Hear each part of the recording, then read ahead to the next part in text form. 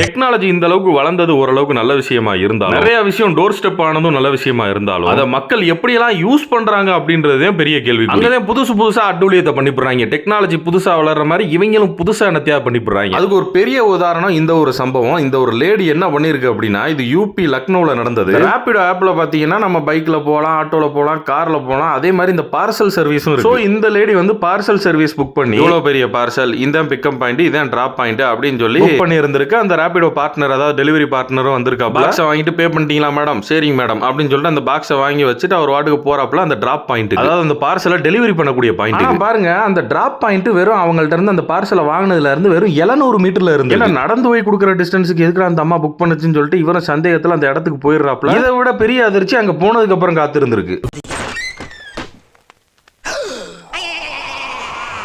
லொகேஷனுக்கு போனோடனே பெரிய அதிர்ச்சி. என்னடா அது, ஒரு குடிசையை கூட காணா, பொட்டக்காடா இருக்கு, வெறும் குப்பை மேடா இருக்கு அப்படின்னு அந்த லேடிக்கே கால் பண்ணிருக்காப்ல. மேடம் இங்க ஒண்ணும் இல்ல மேடம் அப்படின்னு. ஆமாங்க, அது எனக்கு தெரியும், அங்க ஒண்ணுமே இல்ல, ஒரு குப்பை மேடு இருக்கா? ஆமாங்க மேடம், இருக்கு மேடம் அப்படின்னு இருக்கு. அதுல அந்த பெட்டியை தூக்கி போட்டு போயிருங்க, அது குப்பைதான், அது ஒண்ணு இல்ல.